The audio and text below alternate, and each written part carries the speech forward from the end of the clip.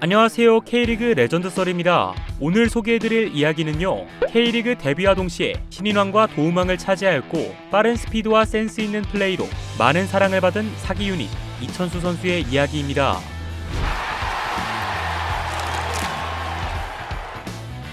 (1981년 7월 9일) 인천에서 태어난 이천수는 초등학교 4학년 때부터 축구를 시작했습니다. 그는 어린 시절 유독 작은 체구 때문에 콤플렉스가 있었다고 밝혔는데요. 실력이 안 되는 건 어쩔 수 없지만 키가 작아 안 된다는 말만큼은 듣고 싶지 않아서 매일 새벽 6km 거리를 뛰어다녔다고 합니다. 이천수가 고등학교 3학년이던 1999년 그는 축구 명문 부평고등학교의 전국대회 3관왕을 이끌었고 이듬해에는 일본에서 열린 U19 신년 축구대회에서 한국의 우승에 일조하며 일약 스타로 떠오르게 되었는데요. 이때 이천수의 이름 중 이천과 당시 2000년이 맞물려 밀레니엄 특급이라는 별명이 생기기도 했습니다. 일명 엘리트 코스를 밟은 이천수는 부평고등학교를 졸업한 후 많은 프로팀의 입단 제의를 받았지만 결국 고려대학교에 진학하였는데요. 고려대에서도 최고의 활약을 펼치면서 2002년에는 울산현대에 입단하게 되었습니다. 그리고는 곧 이천수의 재능을 높게 평가한 히딩크 감독에 의해 2002 한일 월드컵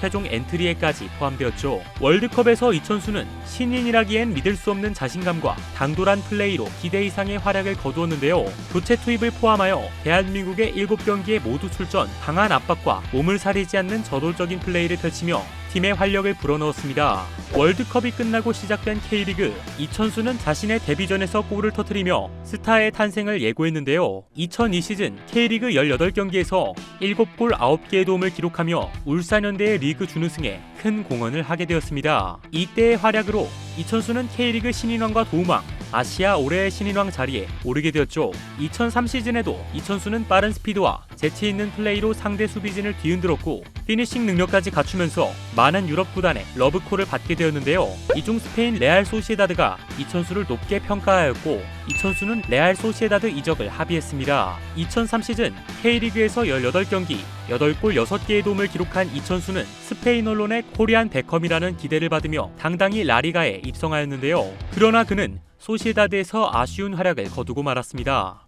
이천수는 03-04 시즌 선발로는 단 7경기에 출전하며 주전 경쟁과 먼 타지 생활에 어려움을 느꼈고 다음 시즌인 04-05 시즌 임대된 누만시아에서도 부상으로 눈에 띄는 활약을 펼치지 못하면서 결국 2005년 K리그 울산현대로 복귀하게 됩니다. 울산으로 복귀한 이천수는 유럽 무대에서의 실패를 만회하겠다는 다짐으로 리그에서 폭발적인 경기력을 보여주었는데요. 재활로 인해 상반기 리그 경기를 소화하지 못한 그는 하반기 단 14경기를 뛰면서 7골 5개의 도움을 기록하였습니다. 당시 울산은 치열한 순위 경쟁의 한창이었고 경기의 흐름을 바꿔줄 선수가 필요했는데요. 이때 복귀한 이천수가 이러한 역할을 맡게 되면서 울산은 고공행진을 이어가게 되었습니다. 특히 2005 시즌에는 장회룡 감독의 인천 유나이티드가 돌풍을 일으키며 챔피언 결정전에 올라왔는데 이천수가 챔피언 결정전 1차전에서 해트트릭을 기록하며 인천의 돌풍을 저지하였고 울산현대의 K리그 우승을 이끌었습니다.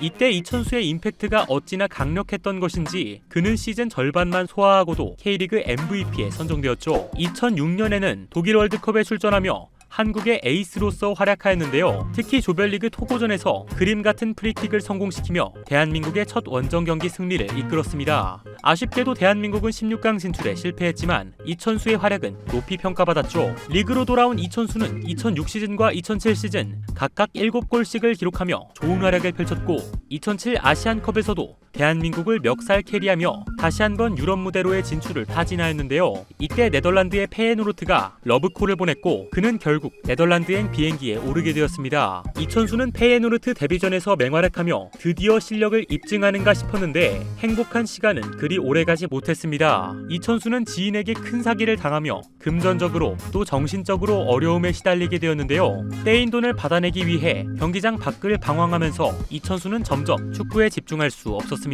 이런 모습이 구단과 언론에 좋게 보일 리 만무했고 결국 이천수는 1년 만인 2008년 7월 K리그 수원 삼성으로 임대 이적을 오게 되었죠. 이천수의 실력에 대해서는 모든 팬이 인정하고 있었기 때문에 또 한 번 사기 유닛의 면모를 보일 것으로 기대를 받았는데요. 그러나 그는 수원에서 부진한 폼을 보였고 각종 사건 사고에 휘말리며 임의탈퇴라는 최악의 상황을 맞이하게 됩니다. 이대로라면 이천수는 K리그에서 뛸 수 없는 상황. 위기에 봉착했던 이천수를 구원해준 인물은 바로 과거 2002년 월드컵 때 함께했던 전남의 박항서 감독이었고 결국 이천수는 이천수는 광양의 새 동지를 틀게 되었습니다. 그는 2009 시즌 7경기에서 4골을 기록하는 등 기량을 서서히 예전의 모습으로 끌어올리는 듯 보였지만 또 한 번 문제가 터지고 말았죠. 2009년 6월 사우디 알 나스르가 이천수에게 오퍼를 보내자 전남 구단 측에서는 이천수가 잔류하기를 희망했는데요. 그러나 원소속팀 페이노르트와 이천수는 이적에 긍정적이었고 이때 전남과 엄청난 갈등을 빚게 됩니다. 거짓 계약 등 각종 논란에 휩싸인 이천수는 예정대로 알 나스르에 이적하였지만 그의 태도에 분노한 전남은 이천수를 임의탈퇴 선수로 공시하였죠. 논란을 만들고 사우디로 떠났던 이천수는 알 나스르의 임금 체불로 인해